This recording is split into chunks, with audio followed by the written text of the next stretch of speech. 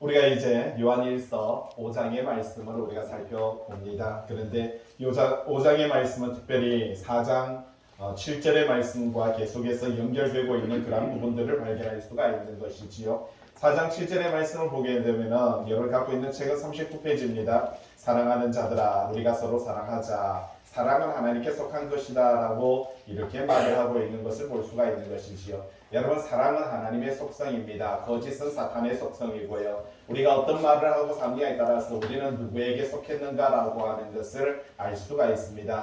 여러분 사랑은 말로 하는 것이 사랑은 아닙니다. 말로 하는 것은 결코 믿음이 아니다라는 것입니다. 여러분 말로 하는 것이 감사가 아니다. 성경은 그렇게 말을 해주고 있는 것을 볼 수가 있는 것이지요. 사랑에는 행동이 따르는 것이고요. 감사함에도 행동이 따르는 것을 볼 수가 있습니다. 여러분 믿음에도 바로 이렇게 행동이 따른다 그렇게 말을 하고 있는 것을 볼 수가 있는 것이지요. 7절 말씀 보니까 39페이지에 4장 7절에 보니까 사랑하는 자마다 하나님으로부터 나서 하나님을 안다 라고 이렇게 말을 합니다. 자, 참 중요한 말이 나타나고 있습니다. 사랑을 하게 되면은 어떻게 되었다고요? 하나님께서 하나님으로부터 어떻게 됐다?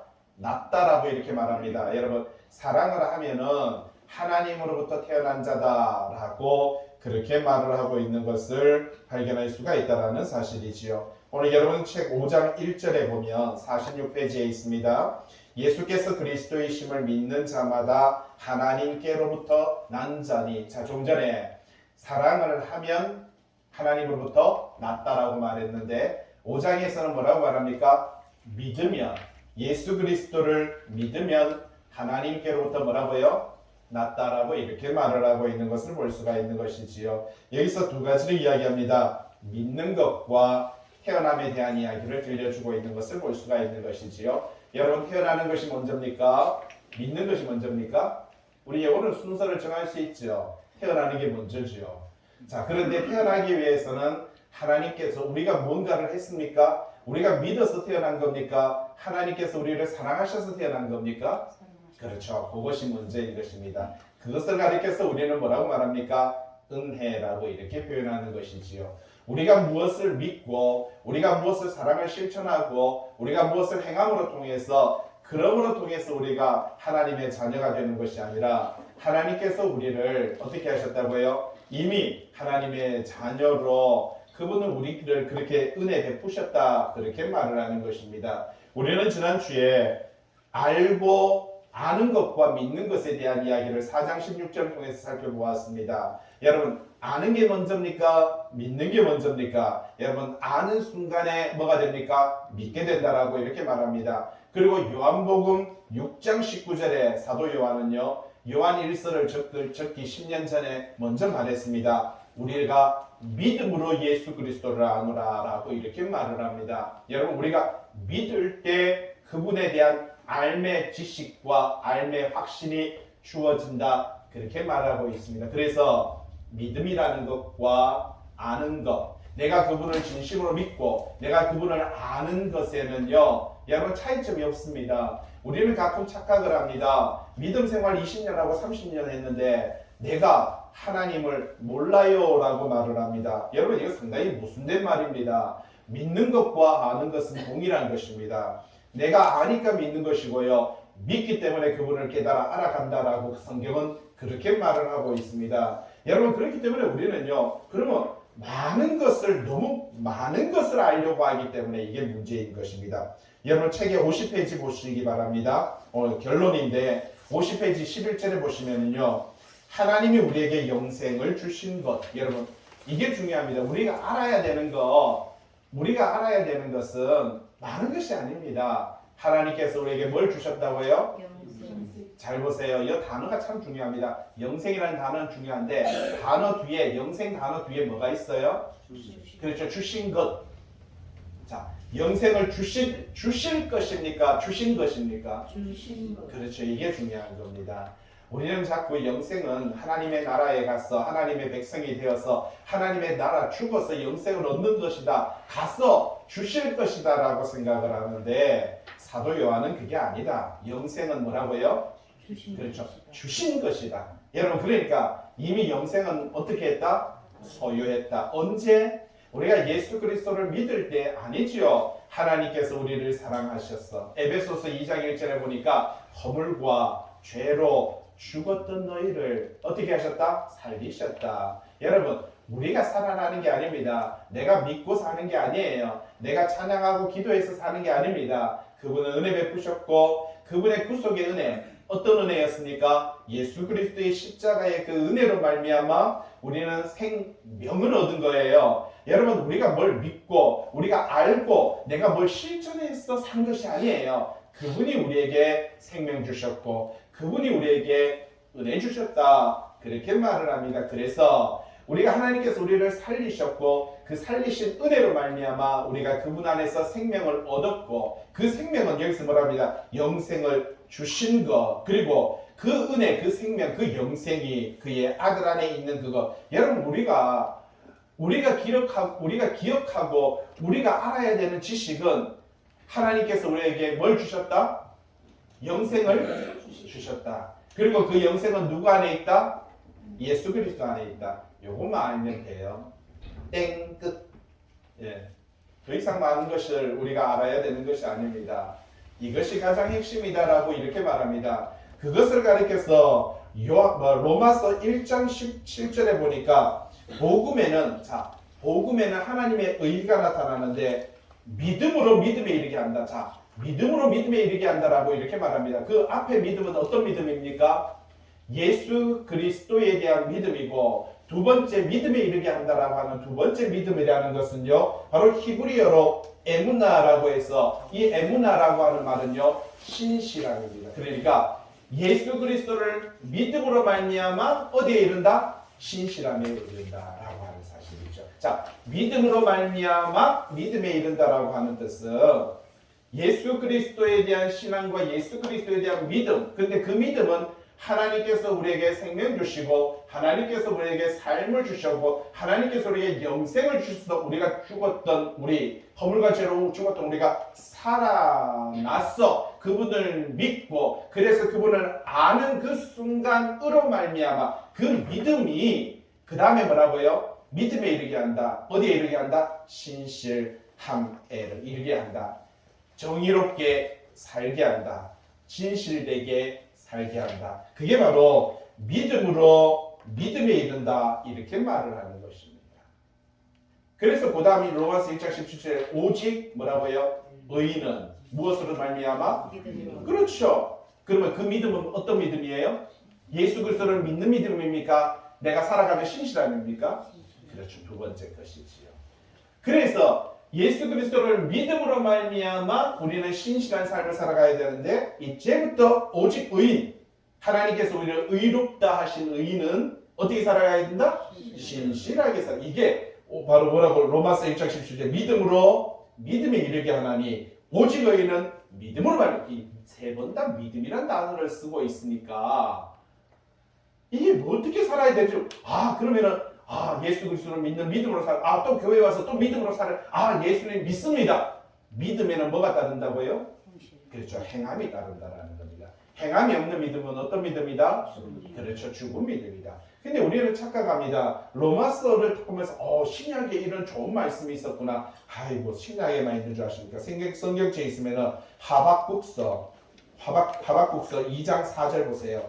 이 로마서도 여러분 신약 사도들은요, 신약의 성경은 거의 구약의 것들을 다 가지고 옵니다. 하박국서 2장 4절 신약 성경에 기록되기 말하자면 한 5, 600년 전에 이미 이 하박국이 기록될 때 2장 4절에 뭐라고 말합니까? 두 번째 줄에 있죠. 의인은 그의 뭐라고요? 믿음으로 말미암아 살리라.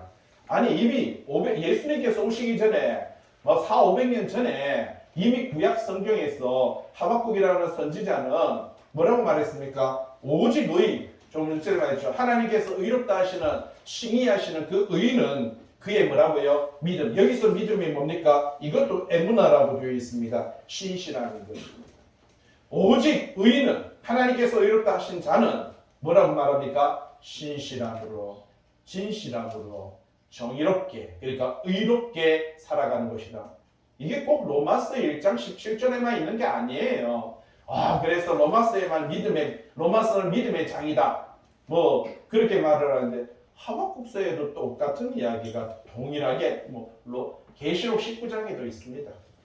예, 계시록 19장에도 똑같은 이야기가 있어요. 오직 의인은 뭐라고 산다고요? 믿음으로 사는데 그 믿음이 뭐라고 말합니까? 신실함이라고 이렇게 표현합니다. 여러분 참 우리가 저 사람이 신실하다. 여러분 하나님은 미쁘시다라고 이렇게 말하죠. 미쁘다는 뜻이 뭐예요? 참 믿음직스럽다 이런 뜻이죠.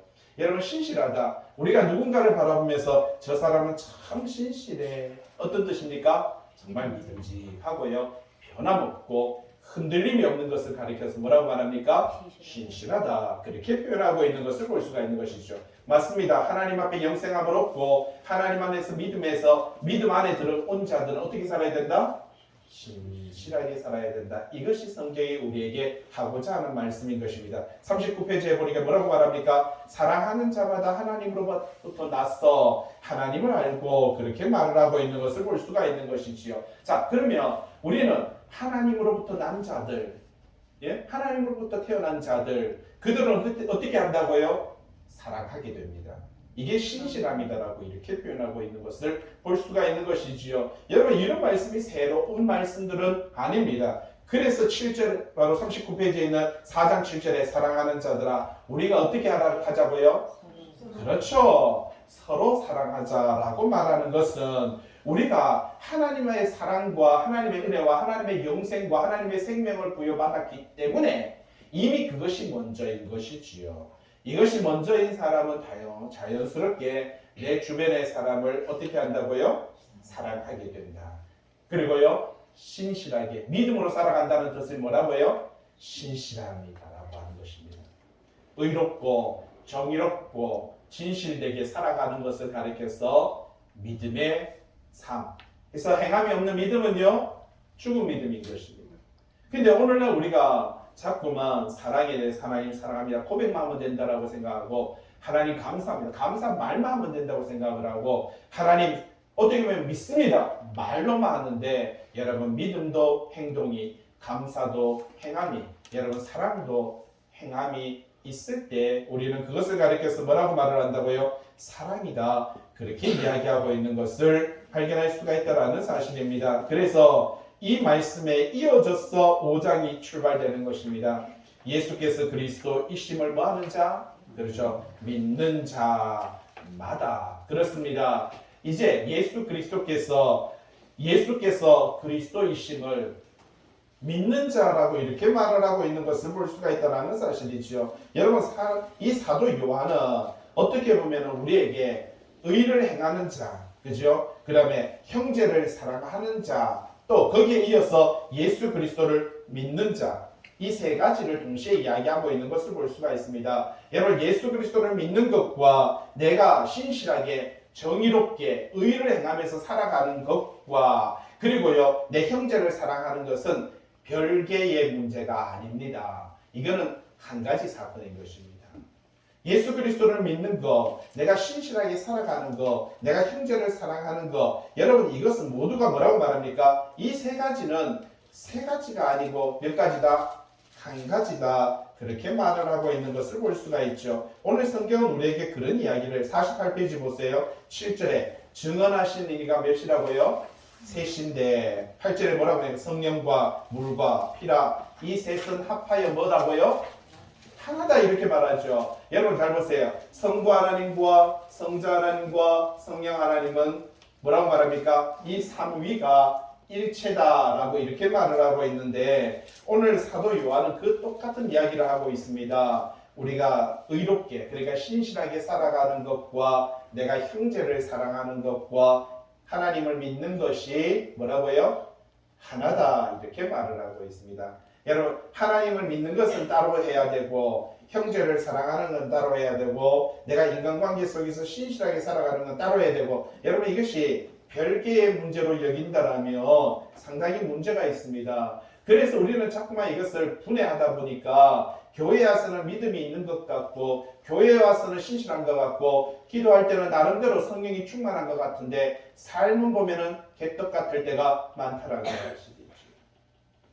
여러분 이거는요 불가능한 겁니다. 결국은 이 세 가지가 하나가 되지 못한다라면, 이 세 가지가 일치하지 못한다라면 그 사람의 삶은 신실함이 없는 것입니다. 그 사람의 삶은 믿음이 없는 것을 이야기해 주고 있는 것입니다.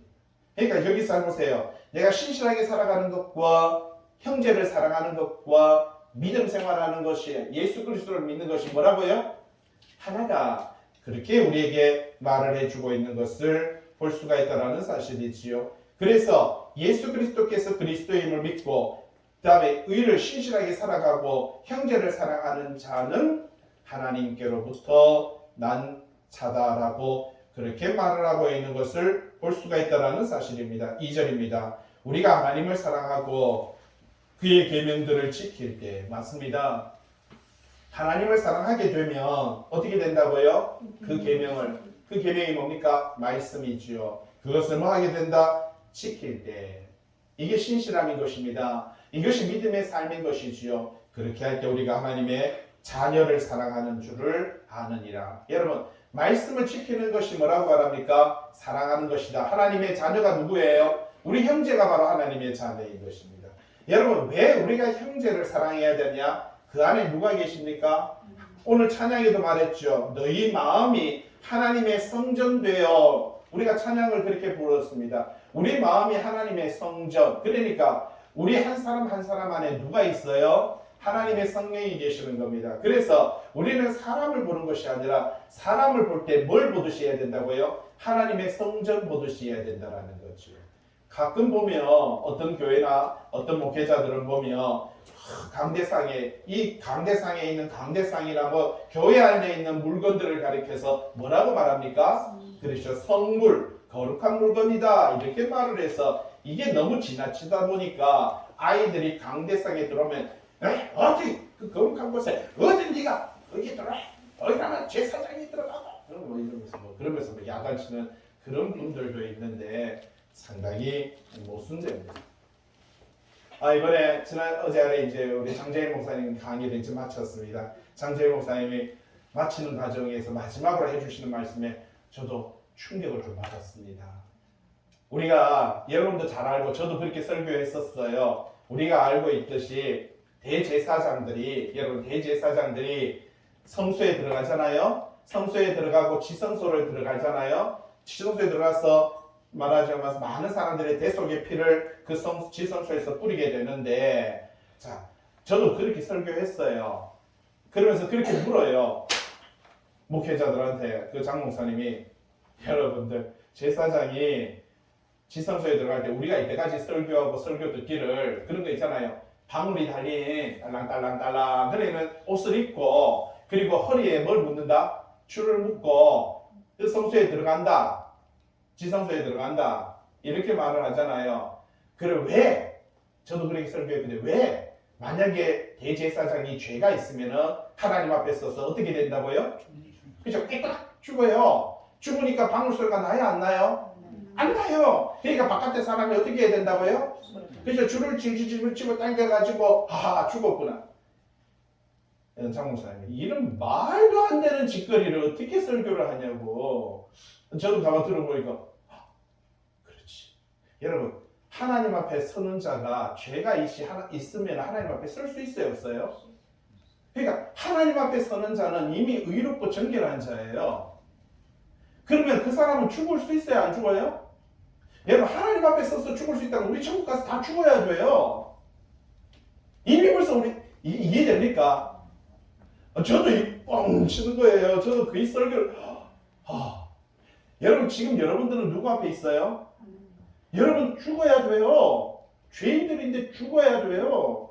여러분들 여기 왔다는 거 이거는 왜냐면 지성소는요 여기가 성소고 이렇게 잘라가고 지성소는 여기에 법궤가 있고요. 여기에서 아론의 상단지팡이가 있고요. 여기에 말하자면 만나가 있거든요. 그러니까 대제사장만이 이곳에 와서 마지막 여기에서 하나님을 배우는 장소가 여기고 여기가 성소거든요. 근데 예수님께서 십자가에 달려 돌아가시면 통해서 이게 무너졌거든요. 그래서 성소와 지성소가 하나가 됐어요. 그래서 성도들이 하나님 앞에 직통으로 나오는 거예요. 그러면 조금 전에 말했듯이 대제사장이 죄가 있어서 방울이 딸랑딸랑 끓이다가 소리가 탁 그쳐지면은 아하 죽었구나 바깥에서 질질 끌어낸다. 저도 이래 설교했거든요. 근데 이번에 정목상으로 이야기하는데 참 답답습니다. 아니 대제사장이 지성소에 들어갈 때 성경에 보세요. 에봇을 입는다고 했어요. 세마포를 입는다고 했어요. 여러분 에봇에는 아까 여기 12개의 이스라엘 백성들 대표하고 여기 견장의 12개의 이스라엘 백성을 대표하는 그런 견장들이 있는데 보석들이 있어요. 거기에는 방울이 있어요. 그래서 딸랑딸랑 그러면 소리가 나요. 그런데 대제사장이 하나님의 성소 앞에 나갈 때는 세마포를 입고 가거든요. 세마포는 종이 없어요. 계시록에 성도들이 하나님 앞에 나아갈 때 뭘 입고 간다고요? 세마포 입고 간다고 우리가 설교했잖아요. 그런데 계시록에 그 세마포는 성도의 뭐라고 했어요? 그렇죠. 옳은 행실이라 했잖아요. 이해됩니까? 그러면 삶인 거예요. 그런데 여러분들이 만약에 죄가 있으면 지금 여러분들은 지금 지성소 앞에 와 있거든요. 그러면 여러분 지금 다 죽어야 돼요. 아까 말했듯이 대제사장이 하나님의 지성소 앞에서 죄가 있어서 죽어야 된다 그러면 죽어야 돼요. 여러분 다 죽어야 돼요. 저는 깜짝 놀랐습니다. 이때까지 저도 그래서 설교해요. 이게 배움이라는 게 너무너무 감사해요. 너무너무 행복해요. 배울 수 있다는 게 참 저렇게 공부하고 저렇게 열심히 있고 열정적인 목사님들이 계신다는 게 너무너무 감사한 거예요. 예? 너무 감사하죠. 그렇게 제대로 배우고 제대로 알고 제대로 증거할 수 있다는 게 저도 쫄깃한 거예요. 그 순간에 그 이야기 듣는 순간에 이때까지 저는 잘못 전한 거잖아요. 맞잖아요. 제가 계속 그렇게 저도 설교를 그렇게 했었거든요. 근데 딱 들으면 아닌 거예요. 아하 그렇구나. 얼마나 감사하고 새로 깨닫게 되고 새로 알게 된다는 것이 얼마나 행복한지 모릅니다. 그래서 이번 주에 빨리 가서 전해야지. 빨리 전해야지.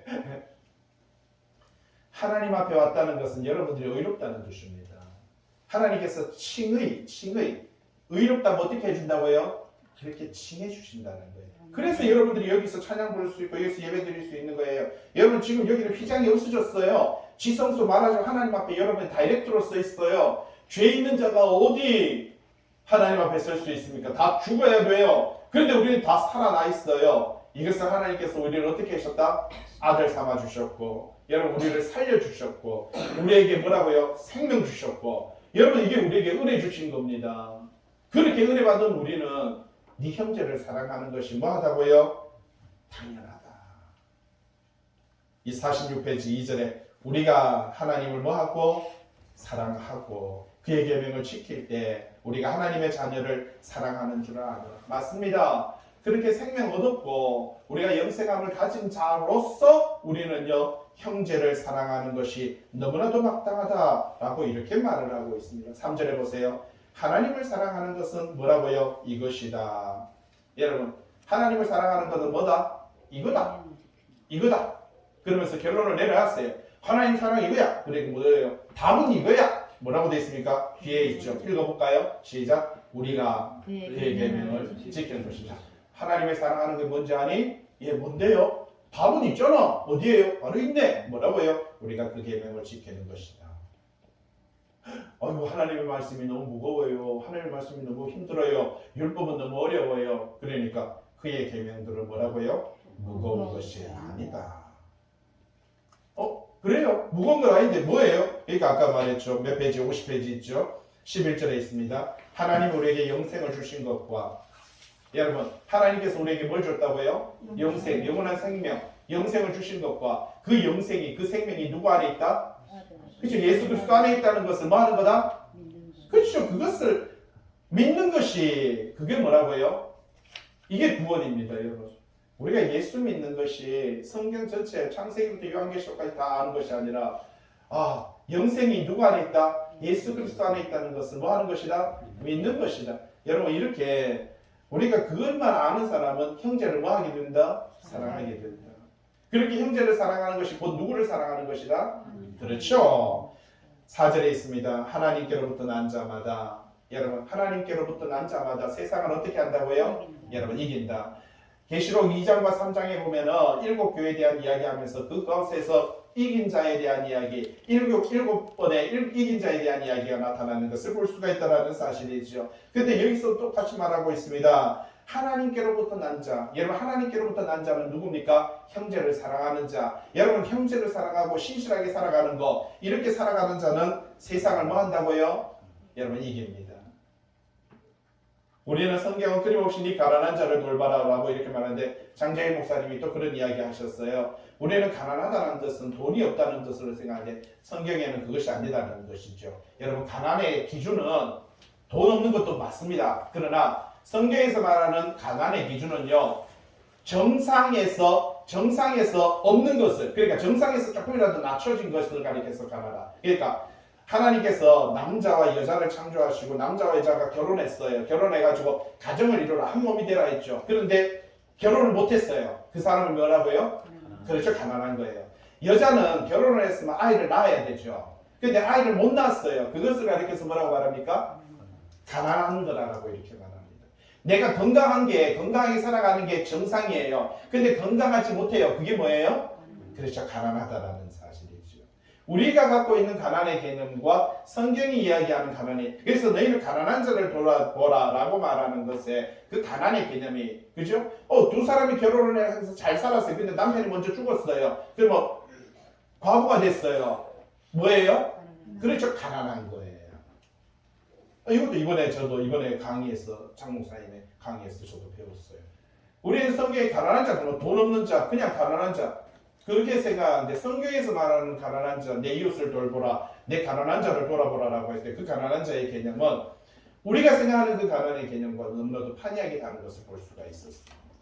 그래서 이러한 교육들로 통해서 말씀을 하나하나 체계적으로 배워가고 알아가고, 그러한 측면에서 설교를 하고 말씀을 나눈다는 것은 너무나도 참 감사한 거예요.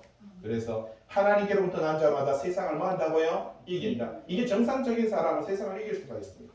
그런데 가만히 보면 어떤 사람은 돈은 부족하지만 뭐가 있어요? 건강해요. 하나님을 닮았어요. 그 사람은 충분히 건강함으로 내가 건강하지 않은 사람을 돌볼 수가 있는 것이고, 안 그렇습니까? 그런데 건강은 조금 이렇지만 또 내가 다른 게 또 채울, 돈이 또 많은 사람이 있어요. 그러면 돈이 정상적이니까 또 그것으로 돕는 사람이 있고, 그 외에도, 그죠? 맞잖아요. 내가 돕고 베풀 수 있는 것들은 내가 정상적인 상황에서 나보다 정상적이지 않은 사람들을 돌보는 것은요, 그것이 바로 뭐라고 말합니까? 이웃을 사랑하는 것이다. 내가 빵이 내가 하나가 있어요. 근데 저 사람은 빵이 없어요. 그래서 내가 빵을 하나를 쪼개서 나누어 주는 게 뭐라고요? 그 사람이 빵이 없으니까 그게 가난하다라는 사실. 그게 성경이 우리에게 가르쳐주는 이 가난한 자를 돌보라라고 하는 그런 기준점인 것을 볼 수가 있다는 사실이죠. 4절에 세상을 이기는 승리가 뭐라고요? 우리의 뭐다? 믿음이다. 믿음은 뭐라고요? 행함이 따라야 된다. 행함은요, 형제를 사랑하는 것이다. 그 사랑할 때 하나님을 사랑하시는 것이다. 5절에 뭐라고 말합니까? 48페이지에 예수께서 하나님의 아들이시면 뭐 하는 자? 그렇죠. 믿는 자가 세상을 뭐 하는 거다고요? 그렇습니다. 여러분, 믿는 자가 하나님 세상을 이기는 거예요. 여러분, 세상을 이기기 위해서 내가 뭔가를 참 어떻게 보면 의롭게 살고 정의롭게 살고 당연히 그래야 되죠. 그런데 세상을 이길 수 있는 가장 첫 번째 방법은 뭐라고요? 예수 그리스도를 믿는 것이다. 여러분, 결론을 내려놨습니다. 믿기 때문에 어떻게 된다? 신실하게 살아야 되고, 믿기 때문에 어떻게 된다? 형제를 사랑해야 되고, 믿기 때문에 어떻게 된다? 가난한 자를 돌봐주고, 예? 이게 뭐라고 말합니까? 이것이 세상을 이기는 방식이다 라고 이렇게 말합니다. 6절에 뭐라고 말합니까? 이가 누구예요? 하나님의 아들 예수 그리스도지요. 하나님의 아들 예수 그리스도. 예수 그리스도는 물과 피로 임하신 것이다. 여러분, 여기서 물과 피라는 단어가 나왔습니다. 보통 우리는 물 그러면 뭐라고? 말씀이다 이렇게 말하는데, 여기서 말해주는 물과 피라고 하는 것은 동그라미 2번에 있습니다. 물은 세례 요한이 예수 그리스도에게 요단강에서 세례를 주었던 세례의 사건을 가리켜서 물이라고 표현하고 있고요. 피는요, 예수 그리스도께서 죽으신 십자가에서 보혈을 흘리신 그 피 흘림의 사건을 가리켜서 피라고 말합니다. 그러니까 지금 여기서 말하는 것은 예수 그리스도께서 세례를 받으시고 3년 반 동안 공생애를 하시고 마치시는 십자가의 사건까지 이 3년 반의 공생애가 뭐라고 말합니까? 우리에게 임하신 사건이다. 예?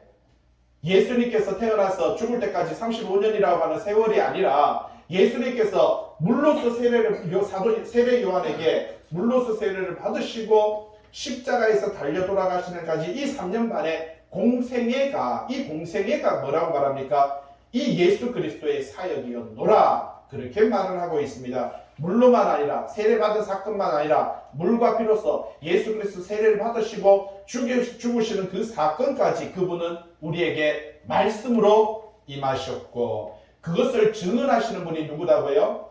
성령이다. 왜? 여러분, 우리는 성경 속에서 보면 뭐라고 말합니까? 바로 어디에 있어요?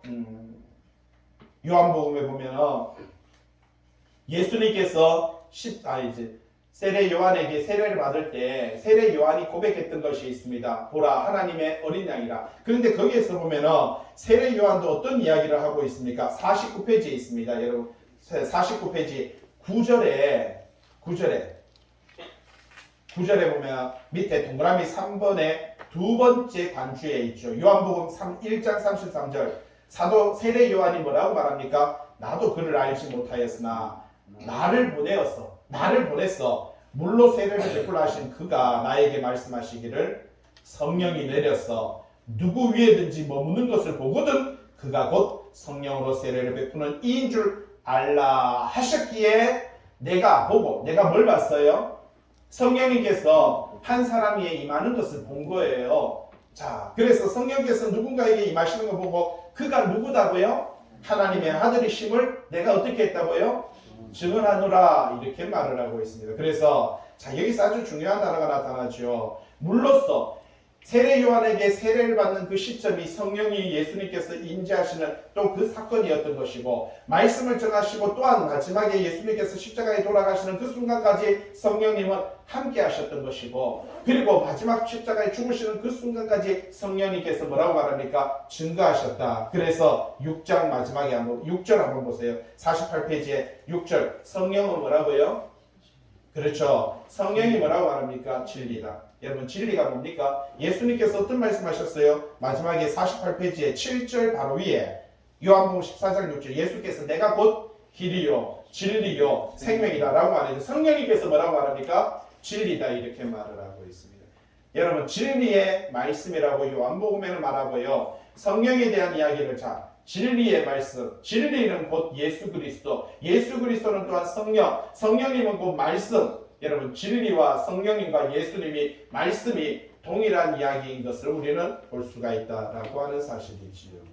그렇게 증언하는 이가 뭐라고요? 셋이다. 맞습니다. 물로서, 피로서, 성령으로서 이렇게 증거하시는 이가 세 명이다라고 그렇게 말합니다. 8절에 성령과 물과 피. 결론 내려놨잖아요. 여러분, 예수 그리스도를 증거하는 게 뭐라고요? 성령님이고, 예수 그리스도를 증거하는 게 뭐라고요? 물이 뭐예요? 세례 요한의 세례의 사건. 피는 뭐예요? 십자가의 사건. 그러니까 예수 그리스도에 대해서 증거하는 사건은 성령님과 물로서 받는 세례의 사건과 그리고 십자가에서 당하시는 피의 사건, 이 셋은 합하여 뭐라고 말합니까? 하나다. 그렇게 말을 하고 있는 것을 볼 수가 있죠. 9절. 우리가 사람들의 증언을 받을지인데, 여러분, 우리가 사람의 말은 잘 받으면서 어떤 사람이 뭘 이야기하잖아요. 야, 가니까 있잖아, 내가 이번에 어디 가보니까, 야, 그러면은 그런 이야기는 잘 듣고, 야, 이번에 어떤 식당에 가보니까, 와, 진짜? 그런 이야기는 잘 듣고, 그런 사람의 이야기는, 증언들은 잘 받아들이면서 하나님의 증언은 이보다 큰데 왜 너네들은 하나님께서 증거하는 증거를 왜 안 받냐? 이렇게 말을 하고 있는 것을 볼 수가 있습니다. 하나님께서는 성령을 통해서, 세례를 통해서, 피를 통해서 예수 그리스도를 증언하고 있다. 하나님께서, 너희들 사람의 말은 듣는데 하나님께서 성경에, 이게 제가 지금 전하는 거예요. 성경이 우리에게 증언하고 있습니까? 왜 이거는 안 받아들이고 도대체 너네들이 받는 것은 뭐냐라고 그렇게 우리에게 질문하고 있습니다. 10절. 하나님의 아들을 믿는 자는 자기 안에 뭐가 있어요? 증거가 있습니다. 맞습니다. 우리가 하나님의 아들을 믿는 사람에게는 내 안에 뭐가 있다고요? 증거. 그 증거가 뭐예요? 형제 사랑하는 거죠. 하나님의 아들을 믿는 사람, 여러분, 믿음에는요 증거가 있어요. 형제를 사랑합니다. 신실하게 살아요. 예?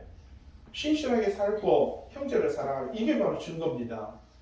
근데 보니까 신실하게 살지도 못하고 형제를 사랑하지도 못해요. 어이, 사탄의 자녀죠. 당연하죠. 100%죠. 이거는 완벽합니다. 하나님을 믿지 아니하는 자는 여기 있잖아요. 돼 있잖아요. 하나님을 믿지 않는 자, 하나님을 뭐라고요? 거짓말하는 자. 이 뭐예요? 방금 이야기했잖아요. 하나님께서는 성령으로 예수 그리스도의 세례로 예수 그리스도의 보혈로 우리에게 임재하셨고 우리가 그를 통해서 내가 생명을 줬고 내가 너에게 은혜를 줬고 이렇게 다 말했는데 안 믿어요. 안 믿어요. 그러니까 안 믿는 건 뭐예요? 하나님을 뭐 한다? 거짓말하는 자로 만들어버린다. 참 기가 막히지 않습니까? 여러분 우리가 형제를 사랑하지 않는 거 우리가 신실하게 살아가지 않는 거 여러분 이 모든 것을 가르쳐서 뭐라고 말합니까? 하나님을 거짓말 기가 막힙니다. 예? 여러분 가끔 그럴 때가 있죠. 아무리 내가 진실되게 말하는데도 진짜 끝까지 안 믿어주는 사람들이 있습니다. 야 어떻게 이렇게 아니 어떻게 그렇게 안 믿어줄 수 있을까 싶을 정도로 지독할 만큼 내가 어떤 이야기를 하는데 내가 이게 그렇다라고 아무리 말 강조해도요. 에이 참네. 에이 그게 뭐니 그런 게 에이 웃기고 앉았네 이렇게 말을 하는 사람들이 있습니다. 야 미치고 환자고 팔짝 뛴다라는 게 그런 거죠. 여기서 보세요. 하나님은 뭐라고 말합니까? 내가 너희를 사랑했어. 내가 너희를 살렸고 내가 예수를 그리스도를 보내서 너희에게 성령을 보내고 그러므로 통해서 내가 너희에게 생명을 줬고 내가 이미 줬어. 너희들은 살았어. 너희들은 지금 내 앞에 있어. 너희들은 의의 세마포를 입어야 돼. 이렇게 말하고 있는데 하나님 앞에 우리는 뭐라고 말할까? 에이 말대로 소리 하시지 마세요. 내가 죽어봐야 알고 천국 가봐야 영생을 누리는 거고 내가 그거 가봐야 내가 의의 세마포를 입었는지 알고 내가 그거 가봐야 알지. 에이 뭔 소리 하세요. 여기서 어떻게 그걸 하고 있어요. 하나님을 거짓말된 자로 만들어버리는 겁니다. 저를 거짓말된 자로 만드는 것이 아니라 여기 성경에 보세요. 하나님을 믿지 아니하는 자는 하나님을 뭐라고요? 거짓말하는 자로 만든다니. 아니 여기서 성경은 지금이다. 너희들은 내 앞에 있어. 지금 너희들은 의로워졌어. 너희들은 신실하게 살아야 돼. 형제를 사랑하는 것이 곧 신실함이야. 계속해서 강조하고 있는데도 불구하고 하나님께서 그 아들에 대하여 증언하신 증거를 뭐라고요? 믿지 아니하는 것이다. 기가 막히지 않습니까? 11절 말씀 보세요. 하나님께서 증거하시는 증거는 뭐라고요? 이것이다. 하나님께서 우리에게 증거하시는 증거가 뭐라고요? 이것이다. 하나님이 우리에게 뭘 줬다고요? 영생을 주시고 그렇습니다. 이미 줬어요. 믿는 자에게는 영생을 주셨어요. 요한복음에 믿는 자에게는요 영생을 믿는 자에게 능치 못함이 없다고까지 말씀하셨어요. 믿는 자에게 뭘 줬다고요? 영생을 주셨어요. 그런데 왜 영생이 가야만 생깁니까? 이미 여러분들은 영생을 받았어요. 여러분들은 예수 그리스도 앞에 있어요. 하나님 앞에 있는 거예요. 그러면 만약에 여러분들이 지금 의롭지 않고 여러분들이 지금 신실하지 않고 여러분들이 지금 바로 깨끗하지 않으면 여러분들은 다 죽어야 돼요. 그래서 우리가 저도 좀 전에 말했듯이 제가 그 김상봉 목사님의 책에 그 성막에 대한 책을 설교를 옛날에 했거든요. 그 책에 있는 설교를 하면서 그 제사장이 아까 딸랑딸랑 그리고 죄 그리가 하나님 앞에 가서 끈에 묶어가 갖고 죄만 먹고 딱 죽고 그래서 바깥에서 종소리가 끊어지고 쫙쫙쫙 당겨가지고 아이고 하나님 앞에 나아갈 때는 죄를 가지고 나아가면 안 됩니다. 얼마나 맞는 것 같지 않나요? 잘 보세요. 어제 장 목사님이 하는 이야기 중에 또 여기에 이어서 한 가지 더 하셨어요. 어떤 이야기 하냐면은 그거 알죠? 가늠한 여인에 대한 이야기 알죠? 여러분 가늠한 여인을 예수님께 데려왔어요. 제사장들이 바리새인들이 여러분 바리새인들 성경 공부하는 사람들이 가늠한 여인을 데려와서 예수님 앞에 그래요. 이 여인이 가늠을 하다가 현장에서 잡혔습니다. 어떻게 하면 됩니까? 라고 물었어요. 그러니까 예수님께서 뭐라고 하셨어요? 땅바닥에 글을 적었죠? 그리고는 딱 고개를 들고 그들에게 말했습니다. 뭐라고 하셨어요? 뭐라고 하셨는지 기억나시죠? 죄 없는 자가 먼저 뭐 하라고요? 자, 그런데 중요한 거 아시죠? 그날이 가늠한 여인을 데려온 그날이 이게 속죄일이었거든요. 여러분 속죄일 다음 날이었어요. 자, 77절 하나님께서 세 가지 절기를 지키라 했어요. 6월절 무교절과 두 번째 77절과 세 번째 오순절이죠. 세 번째 뭐래요? 초막절을 지키라 했는데 초막절은 잘 보세요. 나팔절이 15일 전에 나팔절 그리고 10일 뒤에 속죄일이 있어요. 그리고는 7절로 들어가는데 요 속죄일 다음 날에 여러분 속죄일이 뭐예요? 우리의 모든 죄가 뭐 했다? 없어요. 그러니까 속죄일이 지났다는 것은 모든 백성이 죄가 있다 없다? 죄가 없어요. 죄가 다 없어요. 이스라엘 백성들 고세 모이사람 다 죄가 없어요. 근데 예수님께서 그 속죄일 다음 날 여인을 데리고 왔어요. 이 여인이 가늠하다 잡혔습니다. 어떻게 해야 됩니까? 라고 하니까 예수님께서 하셨어요. 뭐라고요? 죄 없는 자. 여러분 속죄일 다음 날이니까 유대인들은 거기 있는 사람들 죄 있는 사람이에요? 없는 사람이에요? 없는 사람이죠. 그래서 죄 없는 자가 돌로 쳐라 그러면 모두가 돌로 쳐서 죽일 수가 있었어요. 거기 있는 모든 사람들은 돌을 쳐서 죽일 수 있는 가능성이 있어서 왜? 어제 속죄일에 내가 모든 죄가 씻겨졌으니까 오늘부터는 어떻게 돼요? 죄가 없는 거예요. 그러니까 예수님께서 죄 없는 자가 돌로 쳐라라고 하니까 죄 없는 자가 맞아요. 그런데 모두가 어떻게 했어요? 돌을 떨어뜨리고 돌아갔더라라고 말합니다. 참 어제도 이렇게 있잖아요. 이 강의를 들으면서 기가 막힌다. 기가 막힌다. 이 땅에 우리가 육체의 옷을 입고 있는 동안은 여전히 우리는요 육체의 옷으로 말미암아 더럽혀지고 있다는 겁니다. 그러나 이 육체의 옷으로 입고만 살겠습니까? 예수 그리스도로 옷 입으시겠습니까? 신실함으로 살겠습니까? 형제를 사랑하며 살겠습니까? 아니면 이 육체의 옷 그대로 살아가겠습니까? 우리는 끊임없이 유대인들은요 끊임없이 그렇게 속죄일마다 하나님 앞에 속죄의 시간들을 가졌습니다. 그러나 그들의 양심에 그들의 속에서는 누구를 정죄하고 누구를 비판하고 누구를 손가락질하고 저 사람은 죄인이고요 저 세리는 이렇게 말하는 그들의 잘못된 사고방식에 대해서 그것은요 자기 양심에서 너도 죄인이야 라고 표현하는 겁니다. 우리가 육체에 갇혀 있다 보니 아직까지는 우리는요 죄로 말미암아 고민해야 될 때입니다. 사도 바울이 그래서 오고라 나는 뭐라고요? 공고한 사람. 왜? 내 영혼을 하나님의 말씀대로 살려고 하는데 내 육체는 세상으로 나를 끌어가려고 하니까 나는 이 두 가지 속에서 내가 중간에서 공고하다 죽겠다라고 고백하고 있습니다. 이게 우리의 현실은 맞습니다. 성경을 통해서 우리는 이 말씀을 통해서 무엇을 알아야 되는가라고 하는 것이 참 중요한 것이지요. 11절에 성경이 우리에게 증거하는 증거는 이겁니다. 하나님이 우리에게 뭘 줬다고요?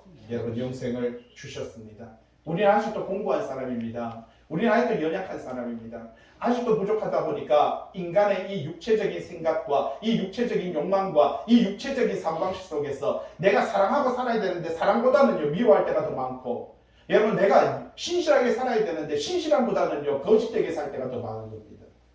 그것 때문에 우리는 날마다 하나님 앞에 회개하는 것이고요. 우리가 날마다 하나님 앞에 나아가야 되는 것이고 날마다 우리가 이렇게 말씀 앞에 서야 되는 것이 그렇기 때문에 우리가 연약함으로 말미암아 그것이 너무나도 필요하다는 사실이죠. 그러나 우리가 근본적으로 분명히 알아야 되는 것은 우리에게 영생을 주신 분이 누구라고요? 하나님이기 때문에 그 연약함 속에서 그 세상을 이기고 이 육체를 이길 수 있는 것은 말씀으로 말미암아 생명이 그 아들에 있는 그것으로 말미암아 우리는 이길 수 있다. 12절 아들이 있는 자에게는요 아들이 있는 자 뭡니까? 말씀이 있고 은혜가 있고 생명이 있는 자에게는 생명이 있고 하나님의 아들이 없는 자에게는 뭐가요? 생명이 없다 이렇게 말합니다. 여러분에게 하나님이 계십니까? 아들이 계십니까? 여러분 사랑이 형제 사랑이 있습니까? 신실함과 진실함이 여러분에게 있습니까? 그러면 여러분 하나님의 나라이고 하나님의 아들 딸들입니다.